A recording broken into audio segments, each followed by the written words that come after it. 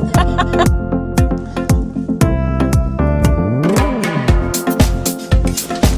Ариун баатын бүтээл.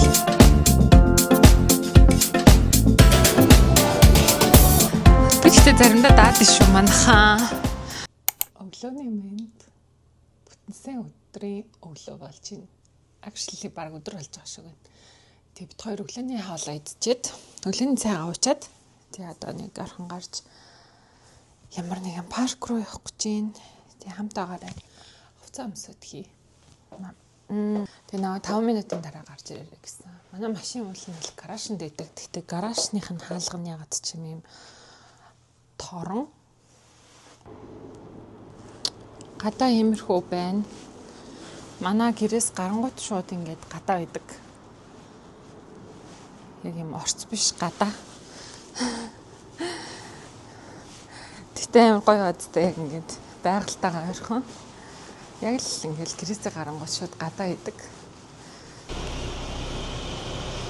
Зя mein нөхөр сэно. Би чанга хаагаад байна уу? Үгүй яа. Амьд руу арай. Чи тэр намайг чанга хааж ингэдсэн үү? Зүгээр саваад сууртай. Вейп татаад миний уурыг хүргээд байгаа. Яг над камер чинь доошо тавиулахгүй гэдэг нь. Ингээ хаанаас авсан мэдхгүй. Та яг хаанаас авсан энэ ямар вейпига?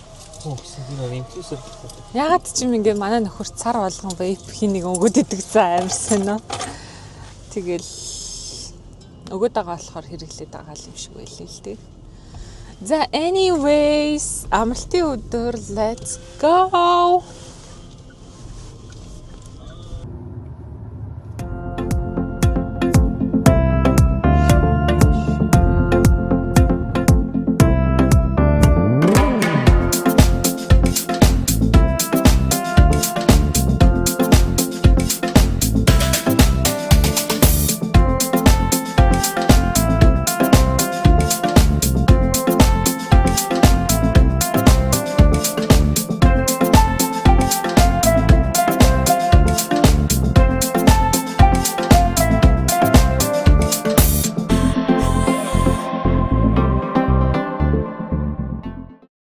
Гой газар вэ.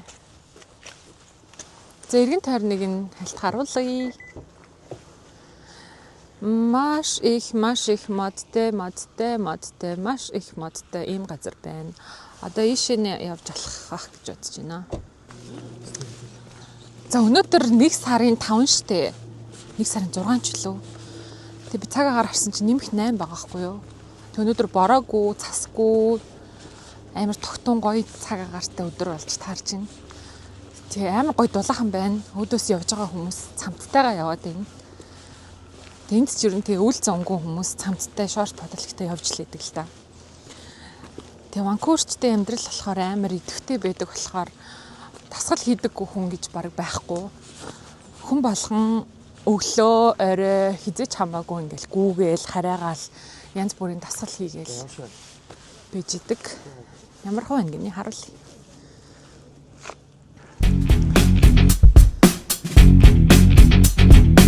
Арчилт нь нэг л хүүгийн дуу явуулгаа юм шиг тий. За би танаас нэг хэдэн юм асууя. Та яагаад ингэж үсээ ургуулахар болсон бэ? Энэ бол таны анхны тохиолдол уу? Эсвэл одоо урд нь урт үстэй байж исэн болохоор тэрийгээс эргэн санд дурсахыг хүсээд урт үстэй болсон юм уу? За энэ миний 2 дахь удаагийн оролдлого. Анх Канадад ирээд 6 сар 7 сар шахам ургуулад хит их халуудад шантраад үсэлсэн байдгийн. Гол зорилго нь яг юу вэ? Одоогийн байдлаар яг 2 жил шахам ургаж байна. Зорилго нь үсээ боогоод боосноос хойшоо 12 инч юм уу 24 санжаас урт байх юм бол хандилж болдог байгаа. Манай нөхөр тийм зорилгоор хийж байгаа юм байна. Та ямар сайхан сэтгэлтэй хүн бэ? Би танаар маш их бахархаж байна. Та хизээ нэгэн цагт энэ амьдралдаа цус өгж үзчихсэн үү? Цусны донор болж ирсэн үү? No comment. Энд хариулах боломжгүй. Яагаад? Тийм эсвэл үгүй шүү дээ. Хой нууц. За өгж байгаагүй юм байна манайхаа. Цус өгж байгаагүй юм байна. Цус.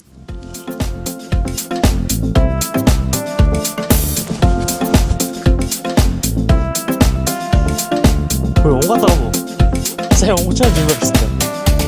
За.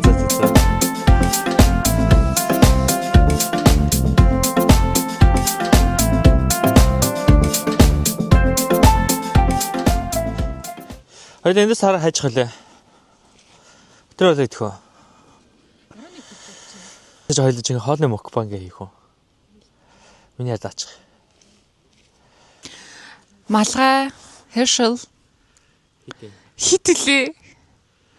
Хоёрыг авсан. Нэг нь ногоон өнгөтэй, нэг нь манай нөхөр өмсдөг. Нэгээ бол нэг өнгө өссөн шүү. Тэгсэн үү? Warehouse sale-с авчихсан хгүй юу? Аим хямдхан л ийсэн. $10-20 л ийсэн баг. Тэгээд энэ күртэг болохоор Uniqlo-гоос авсан $100 ийсэн. Энэ цамц болохоор манай аав надад өгсөн. Манай аавд ээж өгсөн гэсэн. Тэгэхээр ээж үнийг мэдж байгаа. Тэгээд миний өмд болохоор жирэмсний өмд амар том над томдоод байгаа. Би Black Friday sale-ээр авсан. Бараг $20 үлээ $25 ч л. Аим хямдхан. Миний гутал аг 220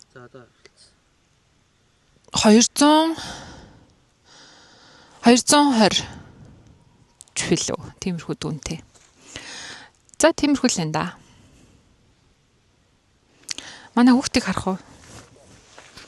Манай хүүхд бол үнэлэшгүй Ариун Батын бүтээл 6 сартай.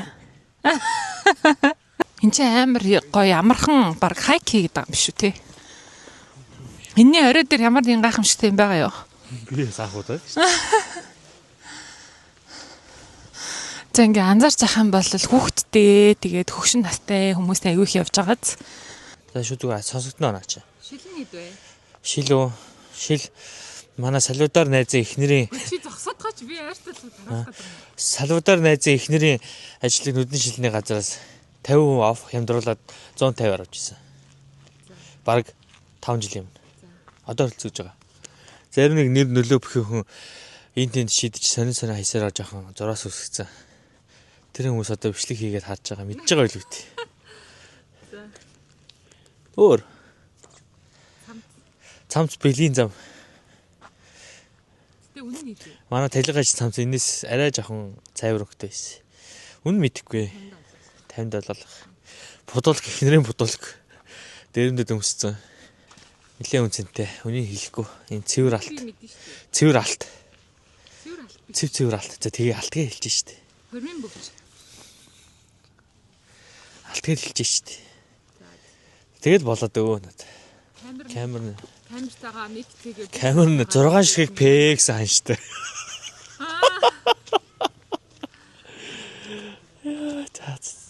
Болсон. одоо хаашаа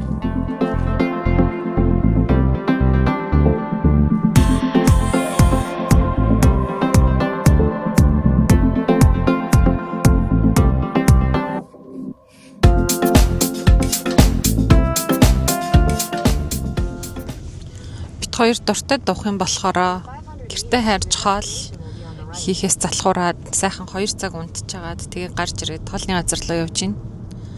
Манай хайрын хамгийн дуртай хоолны газар нэр нь хэм бэлээ? Цараараа Хөвшөлтэй хурга. хөгжилтэй хурга. Happy Lamb. Сэтгэл ямар вэ? Аим гой нав даана гэсэн. Энэ хавд ирж дэлгүр орж исэн юм байна тий. Энэ хавар хоолны газар. Оо яа тэнд харагдчихэв.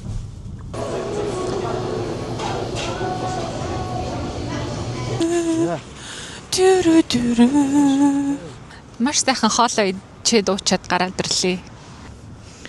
Хоолгоёсаа. Хоолой даалгуулах гоё юм байна уу? Стой. Даалгах угаасаа гоё шүү. Би гэхдээ заримдаа даад шүү манайхаа. Заримдаа мөнгөтэй болохоор даад шүү манайхаа. Бэлэн мөнгөтэй явуулсан нэг карт руу хийж чадахгүй байгаа хүний хоол боллоо. Өглөө босоод би биндээ сайхан өглөөний цай хийж идээд дараа нь гадаа гарч паркаар нэг хэсэг сайхан алхаад дэлгүүр орж хэрэгцээтэй ганц нэг юм аваад тэгээ гэртээ буцаж орж ирж унтаад тэгээд унтаж босч ирчээд Happy Lamb руугаа яваад сайхан хоолоо идчихэд тэгээ одоо ингээд оройны 6 өнгөрчин. Тэгээ гэртээ хараад тодорхой хэмжээнд гарч алхна. Тэ манай хайр намайг заримдаа молигддаг. Хотлоо хэлжиж магадгүй. Тэгээд хоолоо идсэн юм чинь заавал алхандаа ямар ч тачсан алхах хэрэгтэй юм чинь. Тэгээд алхаад орж ирчээд гэрээ жоохон янзлаа цэвэрлээ. Тэгээд дараа 7 хоногийнхаа ажлын өдөртөө бэлдэндээ хүссэн хэмжээгээр эд гэдэг нэртэй хоолны газар нээвэл ер нь хэр ашигтай байх бол хүмүүс хэр их орж ирэх бол эсвэл тухайн ресторан байгуулсан байгууллага шатаа дуустсан болов яад юм бол ер нь юу гэж бодож байна. Эсвэл Монголд аль хэзээ тийм нэг мөнгө төлөөд хүснээрээ иддэг тийм хоолны газар байдаг уу?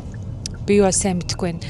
Миний мэдчихсэн үеийнх бол нөгөө Алтай барбекю гэдээ байсан. Тэр бол надад санаанд орж байна.